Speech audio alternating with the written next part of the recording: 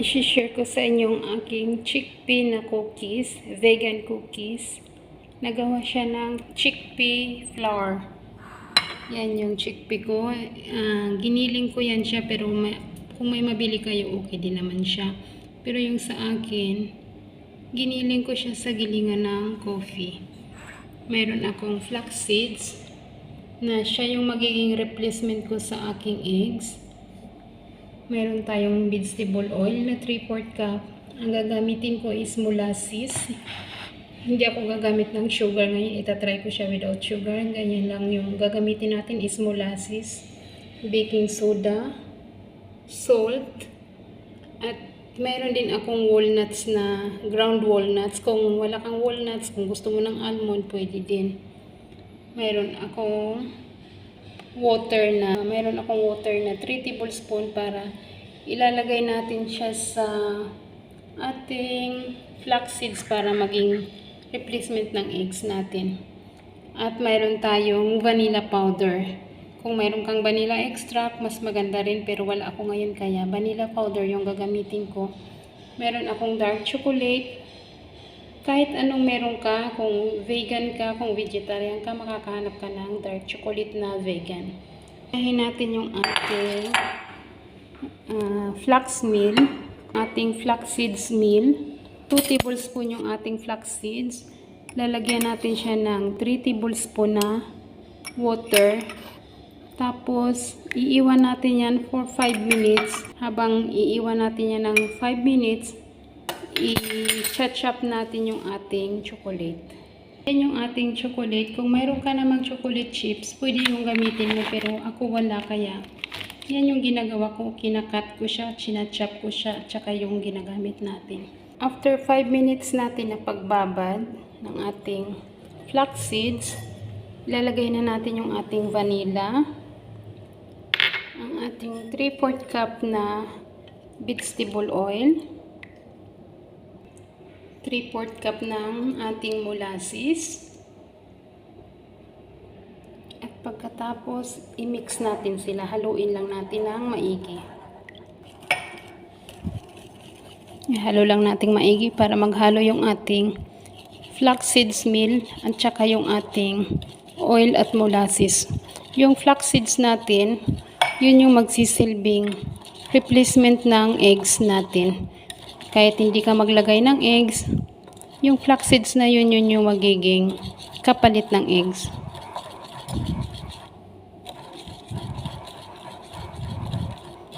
Ganyan, okay na siya.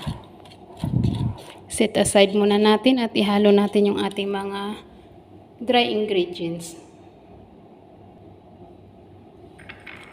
Ito naman yung ating chickpea na flour.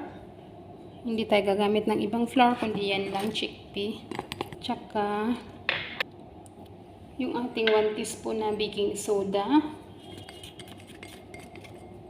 Half teaspoon na salt. At yung ating, pwede kang gumamit ng almond powder, pwede ka rin gumamit ng, ako ang ginagamit ko is walnut yan siya, walnut na, ground walnut na 4 tablespoon or 1/3 cup. Halo-halo lang natin yung lahat ng dry ingredients natin. Pag-mix-mix natin siya para mahalo lahat.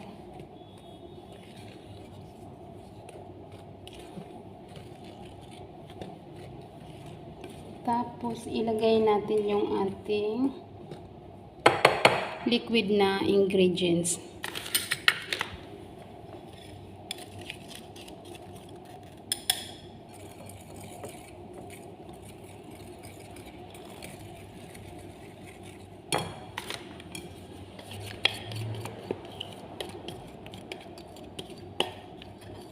Okay lang natin siya lahat.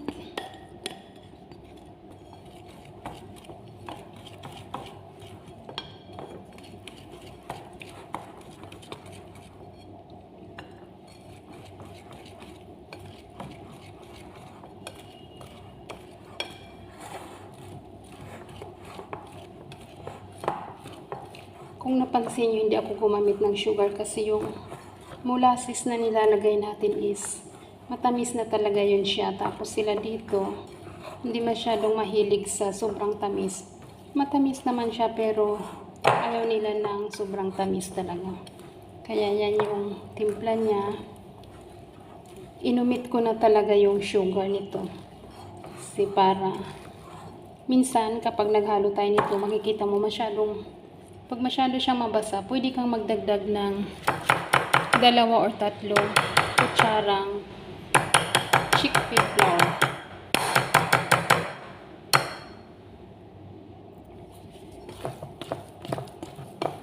Kahit walang asukal, ito matamis na talaga ito siya. Kasi yung molasses natin, yun na yung magpapatamis.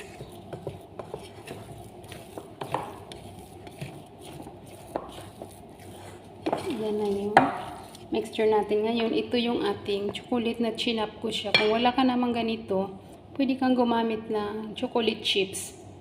Kahit anong meron ka, kahit saan ka, ano yung nakakagawian mong gamitin, yun yung gagamitin mo. Tapos i-fold lang natin siya dyan sa ating mixture. Pero ito siya, bukas ko pa iluluto. Kasi nakita niyo masyado siyang mabasa, kaya bukas ko pa siya iluto. Ilagay ko siya sa ref, tatakpan ko siya, ilalagay ko siya sa ref, at saka the next day ko na siya gagawin. Pwede mo naman kung nagmamadali ka, pwede mo naman siyang ilagay ng at least 1 hour sa refrigerator bago mo siya iluto. Pero ako mas gusto ko siyang ilagay overnight. Kinabukasan ko na siya gagawin para sigurado akong maganda talaga yung resulta niya.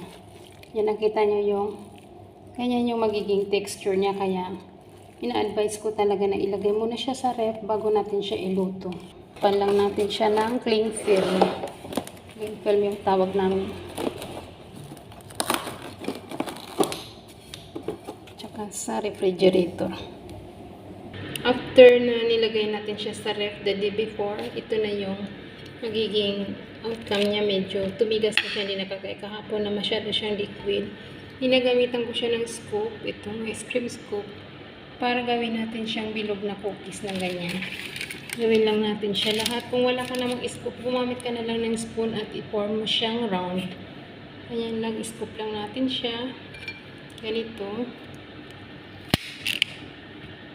Gawin lang natin yan lahat at iluto na natin siya. Dapat preheated na yung ating oven ng 160. Gamitan mo lang siya ng scoop or spoon, tapos i-round mo siya, tapos mag-iwan ka ng space sa pagitan nila para pag niluto hindi magdikit-dikit. Gawin ko lang siya lahat at ipakita ko sa inyo.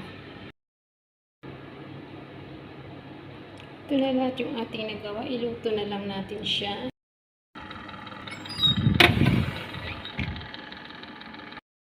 After 20 minutes, ganyan siya. Pag hindi pa siya masyadong nag-spread, gusto mo pa siyang ano, pagtanggal mo ng oven, i-press mo siya konti ng tinidor para medyo flat siyang ganyan. Ganyan siya. After 20 minutes, ganyan siya.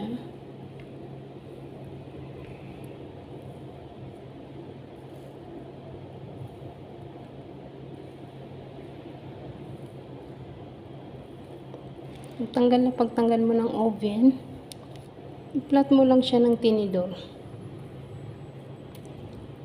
Just press lang naman, huwag masyadong sumobra. Ganyan. At pagkatapos, papalamigin na natin siya completely. Ganyan lang siya. Okay na yan.